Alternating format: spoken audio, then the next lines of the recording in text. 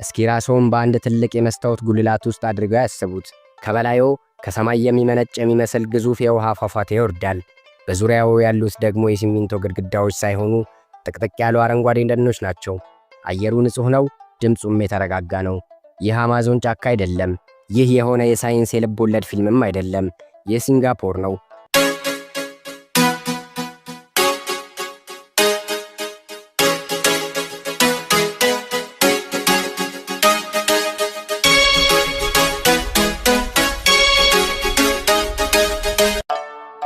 ታሪክ የሚጻፈው በታላላቅ ሰዎች ብቻ አይደለም። ተስፋ በቆረጡ ነገር ግን ህልማቸውን ባልጣሉ ህዝቦችም ጭምር ታሪክ ይጻፋል። ዛሬ የምንጎበኛት ሀገር የአንድ ሀገር ስም ብቻ አይደለችም። እሷ የሰው ልጅ ምናብ፣ ትጋትና የማይበገር መንፈስ ውጤት ናት። ከ60 ዓመት በፊት ይህች ደሴት የውሃ መጠጫ እንኳን የሌላት በረግረግ የተሞላችና የወደፊት ተስፋዋ የጨለመባት ምስኪን ነበረች። ዛሬ ግን የዓለም ኢኮኖሚ ማማ፣ የቴክኖሎጂ መፍለቂያና የጽዳት ተምሳሌት ሆናለች። ለመሆኑ ይህ ተአምር እንዴት ተከሰተ? ወደ ደቡብ ምስራቅ ኤዥያ ተጉዘን በውሃ መሃል ያለችውን ትንሿንና ቆንጆዋን ሲንጋፖርን ከመጋረጃ ጀርባ ሆነን እንቃኛታለን። እንኳን ወደ ውቧ ሲንጋፖር በደህና መጡ። ይህች ሀገር ከ60 ዓመት በፊት በካርታ ላይ የምትታይ ነጥብ ነበረች። ዛሬ ግን የዓለምን ኢኮኖሚ የምታሽከረክር፣ የቴክኖሎጂን ጣሪያ የነካችና የሰው ልጅ አልችልም የሚለውን ቃል ከቃል ማውጫ ላይ የሰረዘች ድንቅ ምድር ናት። ታሪካችን የሚጀምረው በ1965 ዓ.ም ነው። ሲንጋፖር ከማሌዥያ ተለይታ ራሷን የቻለች ሀገር ስትሆን ዓለም የሳቀባት መስሎት ነበር። የተፈጥሮ ሀብት የላትም፣ የሚጠጣው እንኳን የላትም። በረግረጋማው ተፈጥሮዋ ምክንያት የሚታረስ መሬትም የለም። ባጭሩ ዓለም የምትሞት ሀገር መስላው ነበር። ታላቁ መሪዋ ሲኳንዩ በወቅቱ ለሕዝባቸው ሲናገሩ ይህ ለእኛ የጭንቅና የፈተና ሰዓት ነው ብለው ነበር። ነገር ግን ሕዝቡ ያንን የመሪዋን ጭንቀት በቸልታ አልተመለከተውም። ጭንቀቱን ወደ ቁጭት ቀየረው። ቁጭቱ ደግሞ ሥራን ወለደ። ሲንጋፖራውያን አንድ ውሳኔን ወሰኑ። የተፈጥሮም ሆነ የሰው ሰራሽ ሀብት ከሌለን እኛው ራሳችን ሀብት እንፈጥራለን ብለው ቆርጦ ተነሱ። ሕዝብ እንደ አንድ ሆኖ ከተነሳ አንዳች የሚያቅተው የለምና ሆ ብለው ተነሱ። ትምህርት ላይ ተረባረቡ። ሙስናን ለአንዴና ለመጨረሻ ጊዜ እንደ አረም ነቅለው ጣሉ። ከምንም በላይ ደግሞ ሕግን አከበሩ። በጥቂት 10 ዓመታት ውስጥ የዓለም ግዙፍ መርከቦች የሚያርፉባትን ሲንጋፖርን ጠፍጥፈው ሰሩ። በዓለማችን ላይ ተወዳዳሪ የሌለው የባንክ ሥርዓትን ዘረጉ። ይህ ለቀሪው ዓለም ትልቅ ትምህርትን ጥሎ አለፈ። አንተ ተሸንፈ ከጨዋታው እስካልወጣህ ድረስ ዓለም አሸናፊ እንድትሆን የራሷን መንገድ ትከፍትልሃለች። ይህ የሲንጋፖራውያን ጥልቅ እምነትና የአሸናፊነት ሚስጥር ነው። አሁን ወደ ዛሬዋ ሲንጋፖር እንመለስ። ሲንጋፖር የሰዎች ስብስብ ብቻ ሳትሆን የብዙ ባህሎች የስፌት አለላ ናት። በዚህ ትንሽ የከተማ ደሴት ላይ ቻይናውያን፣ ማሌዥያውያን፣ ህንዶችና ከቀሪው ዓለም ዙሪያ የተውጣጡ ስደተኞች በአንድ ላይ የሚኖሩባት ሚጢጥዬ ገነት ናት። አንድነታቸው ያስገርማል። ሲንጋፖር ውስጥ ዘር ሰዎችን መለያ፣ ወገንን መምረጫና ድንበርን ማበጃ ሳይሆን መሰባሰቢያ፣ መከባበሪያና አንድነትን ማጠንከሪያ ውል ነው። በአንድ ጎዳና ላይ የሂንዱ ቤተ መቅደስ፣ የቻይናውያን ፓጎዳ እንዲሁም መስጂድና ቤተ ክርስቲያንን ጎን ለጎን ተከባብረው ቆመው ሊመለከቱ ይችላሉ። በሲንጋፖር በይፋ የሚነገሩ እንግሊዘኛ፣ የቻይና ማሪንዳ፣ ማላይና ታሚል የተሰኙ 4 ቋንቋዎች ቢኖሩም ህዝቡ ግን በስፋት ሲንግሊሽ የተባለውንና የራሱ የሆነ አዝናኝ አነጋገር ዘይቤ ያለውን ቋንቋ ይጠቀማል። ይህ ቋንቋ ከአራቱም የቋንቋ ዘይቤ ተወስዶ የተፈጠረ የሲንጋፖራውያን ብቻ መግባቢያ ቋንቋ ሆኖ ያገለግላል። የሲንጋፖር ህዝብ ለሥራ ያለው ትጋት እጅግ ያስደንቃል። ኪያሱ የተባለ አንድ የታወቀ ቃል አላቸው። ይህም ማለት መሸነፍን ወይም ወደ ኋላ መቅረትን መፍራት ማለት ነው። ይህ ኃይለኛ የቃል ስሜት ነው ሲንጋፖራውያንን ሁልጊዜም ከዓለም አንደኛ ሆነው እንዲቀመጡ ያደረጋቸው። በትምህርት ቤት ያሉ ተማሪዎች፣ በቢሮ ያሉ ሰራተኞች፣ በጎዳና የሚገኙ ነጋዴዎች ሁሉም ባሉበት ዘርፍ ምርጡ ለመሆን ሁሌም ይተጋሉ። እዚህ ሀገር ዝም ብሎ መኖር የሚባል ነገር የለም። እያንዳንዱ ደቂቃ ዋጋ አለው። ለአንድ ሲንጋፖራዊ ምግብ ከምግብም በላይ ነው። በዩኔስኮ የማይዳሰስ ቅርስ ሆኖ የተመዘገበው ሃዋክ ሴንተር ወይም የህዝብ መመገቢያ ማዕከላት ቢሊዮነሩም፣ ተራው ሰራተኛም፣ ነጋዴውም ቱሪስቱም በአንድ ጠረጴዛ ላይ ከበው $5 ሃይናሌን የተባለውን ዶሮ ከሩዝ ጋር ሲመገቡ ቢመለከቱ እንዳይገርሞት። ምክንያቱም ይህ ሲንጋፖር ነው። ምክንያቱም እዚህ ማህበራዊ ህይወት ደረጃና ቦታ የለውም። ሰውን የሚያሰባስበው ጣፋጭ ምግብ ብቻ ነው። ብዙዎች ሲንጋፖርን ጥብቅ ሀገር ናት ይሏታል። ነገር ግን ለሲንጋፖራውያን ህግ ማለት ነፃነት ማለት ነው። ያከብሩታል፣ ይገዙለትማል። እሱም ሁሉንም በእኩል ዓይን ያገለግላቸዋል። አንዲት ሴት ከሌሊቱ በ9 ሰዓት ብቻዋን በሰላም ጎዳና ላይ ልትጓዝ ትችላለች። የሰው ንብረት አይነካም። ስርቆትና ወንጀል ከዜሮ በታች ናቸው። ከተማዋ አንጸባራቂ የሆነችው ማንም ሰው ቆሻሻ መጣል ስለማይደፍር ነው። ይህ ሥርዓት ከቤት ውስጥ ብቻ ሳይሆን በልጅነት ከትምህርት ቤት ጀምሮም በህሊናው ሲታነጽ ያደገ ነው። በሲንጋፖር 80% የሚሆነው ህዝብ የሚኖረው በመንግስት በተገነቡ ዘመናዊ የመኖሪያ ህንፃዎች ውስጥ ነው። መንግስት የተለያዩ ብሔር ብሔረሰቦች በአንድ የህንፃ ጣሪያ ውስጥ እንዲኖሩ ጠበቅ ያለ ህግ አውጥቷል። በዚህም ሰዎች ተቀላቅለው እንዲኖሩ የኔ ዘር የኔ ብሔር ብለው ቡድን ሳይፈጥሩ ከሁሉም ማህበረሰብ ጋር ባህልን በመለዋወጥ የዘር ልዩነት እንዳይፈጠር አድርጓል። የሲንጋፖር እውነተኛ ተአምር የብረት ህንፃዎቿ ሳይሆኑ 6 ሚሊዮን የሚጠጉ ህዝቦቿ በአንድ ልብ በታላቅ ስነ ስርዓትና በጋራ ራዕይ ወደፊት መጓዛቸው ነው። ሲንጋፖር የሰው ልጅ ካሰበ ከተባበረና ህግን ካከበረ ምን ደረጃ ላይ ሊደርስ እንደሚችል ሕያው ማሳያ ናት። በሲንጋፖር ምድር ገና እግሮ እንደረገጠ መጀመሪያ የሚቀበለው የቻንጊ አውሮፕላን ማረፊያ ነው። በሌሎች ሀገራት እንደሚያውቁት ተራ አውሮፕላን ማረፊያ አይደለም። በውስጡ 40 ሜትር ከፍታ ያለው ግዙፍ የቤት ውስጥ ፏፏቴን የያዘ በሺዎች የሚቆጠሩ ባለግሩም መዓዛ አበባዎች የታጀበ ገነት ነው። እስኪ ራስዎን በአንድ ትልቅ የመስታወት ጉልላት ውስጥ አድርገው ያስቡት። ከበላዩ ከሰማይ የሚመነጭ የሚመስል ግዙፍ የውሃ ፏፏቴ ይወርዳል። በዙሪያው ያሉት ደግሞ የሲሚንቶ ግድግዳዎች ሳይሆኑ ጥቅጥቅ ያሉ አረንጓዴ ደኖች ናቸው። አየሩ ንጹህ ነው፣ ድምፁም የተረጋጋ ነው። ይህ አማዞን ጫካ አይደለም። ይህ የሆነ የሳይንስ የልብ ወለድ ፊልምም አይደለም። ይህ ሲንጋፖር ነው። ብዙዎቻችን የአየር ማረፊያ ሲባል ትርምስ፣ ረጅም ወረፋና አድካሚ ሰዓታት ትዝ ይሉናል። ነገር ግን የሲንጋፖር አየር ማረፊያ ቻንጊ ያንን ምስል ለዘላለም ይቀይረዋል። ይህን ድባብ ለማንጣት $1.7 ቢሊዮን ፈሰስ ተደርጎበታል። 40 ሜትር ከፍታ ያለው የአርቴፊሻል ፏፏቴ በየደቂቃው 37850 ሊትር ውሃን እያወረደ መልሶ እያዘዋወረ ጥቅም ላይ ያውለዋል። 7 ፎቅ ከፍታ ካለው ጣሪያ ላይ እንደ ዝናብ የሚወርደው የውሃ ፏፏቴ በዙሪያው ካለው አረንጓዴ ደን ጋር ተዳምሮ የሰውን ልጅ ልብ ሰማይ ሰማያት የሚያስነጥቅ ይመስላል። እዚህ ቦታ ላይ ሰዓታት እንዴት እንደሚነግዱ አይታወቅም።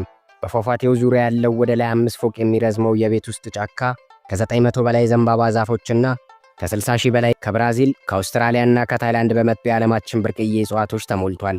በዚህ ቦታ ሲቆም የሚሰማው የነፋስና የውሃ ሽውታ ከከተማ ግርግር ወጥተው ጥቅጥቅ ባለ ጫካ ውስጥ ከተፈጥሮ ጋር እየተነጋገሩ ያህል እንዲሰማዎት ያደርጋል። ይህንን ሁሉ ውበት ለመገንባት የተከፈለው ዋጋ ቀላል አይደለም። ከ9000 በላይ መስታወቶችና ከ18000 በላይ የብረት ምሰሶዎች ጥቅም ላይ ውለዋል። እያንዳንዱ የመስታወት ቁርጥራጭ የራሱ ቅርጽ አለው። የፀሐይ ብርሃንን ቀጥታ ተቀብሎ ብርሃኗን ብቻ አስገብቶ ሙቀቷን እንደ አየሩ ጸባይ የሚበቃውን ወደ ውስጥ አስገብቶ የቀረውን በራሱ አፍኖ እንዲይዝ የተደረገበት ጥበብ እጅን በአፍ ያስጭናል። ቻንጊ አየር ማረፊያ የንግድ ማዕከልና የቱሪስት መዳረሻ ብቻ አይደለም። የሰው ልጅ የማይቻል የለም ብሎ ከተነሳ ተአምር መፍጠር እንደሚችል ማሳያም ጭምር ነው። ከአየር ማረፊያው ወጥተው ወደ ከተማዋ ሲገቡ አይነው 3 መንትያ ህንፃዎች ላይ ያርፋል። ማሪና ቤይ ሳንድስ ሆቴል ይባላል። በካርታ ላይ አንዲት ትንሽ ነጥብ የምታክል ሀገር፣ ነገር ግን የሰው ልጅ ምናብ ወደ ሰማይ ሰቀሉ ልባም ህዝቦች። በ2000ዎቹ መጀመሪያ ሲንጋፖራውያን አንድ ነገርን አሰቡ። ዓለምን እንዴት በአንድ ጀንበር ወደኛ እናምጣ አሉ። አሰቡ፣ አወጡ፣ አወረዱ። ከቀናትም በኋላ መልሱን አገኙት። አይኮኒክ ወይም ተወዳዳሪ የሌለው መለያን ለሲንጋፖር መፍጠር። ለዚህም $5.5 ቢሊዮን የአሜሪካን ዶላር በጅተው ወደ ታዋቂው አርክቴክት ሞሼ ሳፍዲ ሄዱ። ዕውቁ አርክቴክቸርም በላቲን ፊደል ኤል ቅርጽ ያላቸው 57 ወለል ወደ ላይ የሚረዝሙ እንደ ሌላ ህንፃ ቀጥ ብለው ያልቆሙ 3 መንትያ ህንፃዎችን እንካችሁ አላቸው። ግንባታውን በ10 ሺዎች ቶን የሚቆጠር ብረትና ኮንክሪትን ወሰደ። በሦስቱ ህንፃዎች አናት ላይም ስካይ ፓርክ የተባለ ግዙፍ የመርከብ መዋቅር ተሰራ። ይህ መዋቅር 340 ሜትር ርዝመት አለው። ይህም ማለት የፈረንሳዩ ኤፍል ታወር መሬት ላይ ተኝቶ የሚኖረውን ርዝመት ማለት ነው። አስደናቂው ነገር ደግሞ እዚህ ጋር ነው። ኢንፊኒቲ ፑል ወይም ወሰን አልባው የመዋኛ ገንዳ። ከመሬት 191 ሜትር ከፍታ ላይ ባለ የመዋኛ ገንዳ ውስጥ ሆነው የከተማዋን ሰማይ ጠቀስ ህንፃዎች ጣሪያ እያዩ መዋኘት ምን አይነት ስሜት ሊኖረው እንደሚችል መገመት ከአእምሮ በላይ ያደርገዋል። የመዋኛ ገንዳው ጫፍ ከሰማይ ጋር የገጠመ የመሰለ አስማታዊ እይታን ይፈጥራል። ሆቴሉ ከ2500 በላይ ክፍሎች ያሉት ሲሆን ለእንግዶቹ የሚሰጠው ክብርና ቅንጦት ወደር የለውም።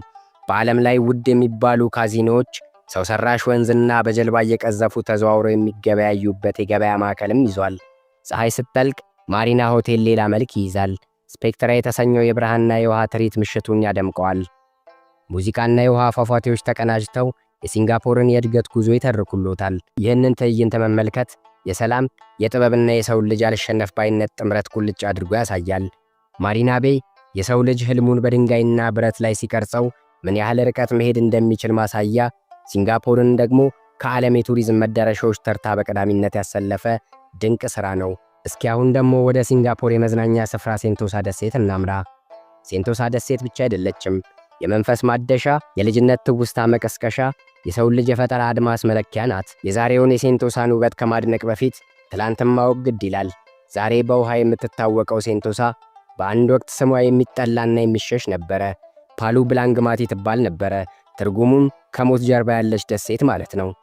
በ19ኛው ክፍለ ዘመን በወረርሽኝ የተመታች፣ በሁለተኛው የዓለም ጦርነት ወቅት ደግሞ የጃፓን ጦር የእንግሊዝ ወታደሮችን የሚያጉርባት የጨለማ ምድር ነበረች። ያረጁ መድፎች፣ የከርሰ ምድር ዋሻዎችና የጦርነቱ ጠባሳዎች ዛሬም ድረስ በደሴቲቱ ላይ ሕያው ምስክር ሆነው ይገኛሉ። ዛሬ ግን ሲንጋፖር ይህንን የሞት ታሪክ ወደ ሕይወት፣ ያንን የስቃይ ጠባሳ ወደ ደስታ መንደር ቀይረዋለች። ስሟንም ቀይራ ሴንቶሳ ወይም ሰላም ብላ ሰይመዋለች። ሴንቶሳ ዛሬ የሕልምና የሰላም ዓለም ትመስላለች። ለሕፃናቱ የልጅነት ጣፋጭ ጊዜያቸውን የሚያጣጥሙበት፣ ለአዋቂዎቹ የውስጥ ልጅነታቸውን አውጥቶ በደስታ የሚያፍነከንክ፣ ከጭንቀት ነፃ የሆነች መቅደስ ሆናለች። በዓለማችን ላይ ካሉ ግዙፍና ማራኪ የውሃ ሙዚየሞች አንዱን ሴንቶሳ ይዘዋለች።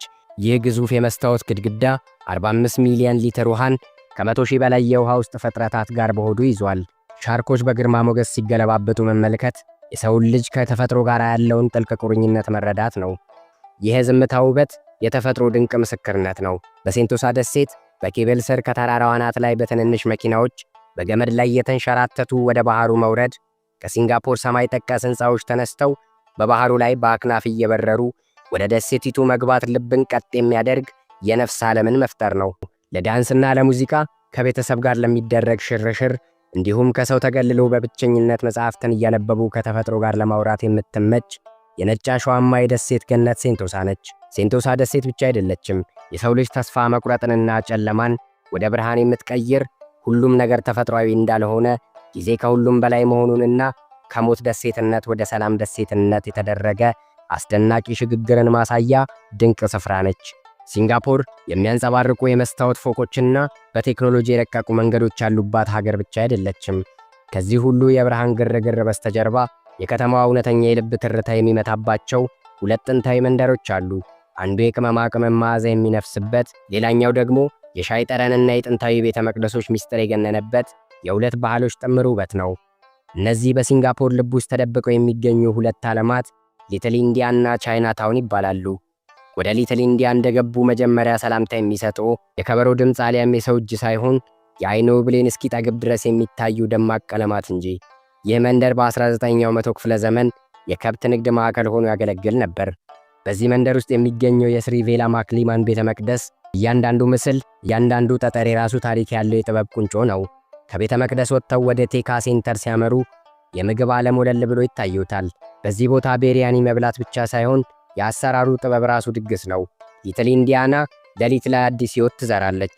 የታዋቂው ሙስጣፋ ሴንተር የ24 ሰዓት ግርግርና በየመንገዱ የሚሸጠው የጃስሚን አበባ ሽታ በአፍንጫዎት ሲገባ ራስዎ ሙምባይ ወይም ደግሞ ቼናይ ውስጥ እንዳሉ ያህል ሊሰማዎት ይችላል።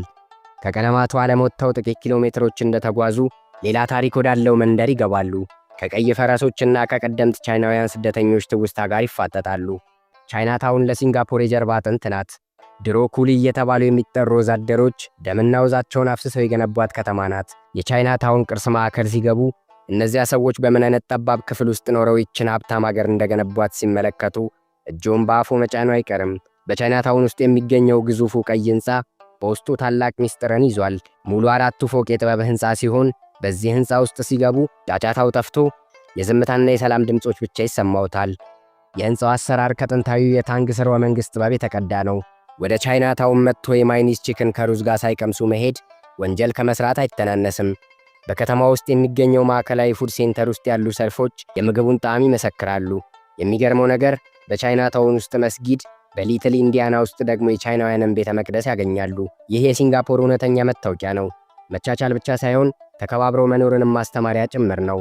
ሲንጋፖርን ለማወቅ በፎቆች መሃል መዘዋወር ብቻ ሳይሆን በእነዚህ ሰፈሮች መሃል መሄድም ይኖርቦታል። ሊትል ኢንዲያና የሲንጋፖር የልብ ትርታዋ ሲሆን ቻይናታውን ደግሞ ጥንታዊ ማንነቷ ነው።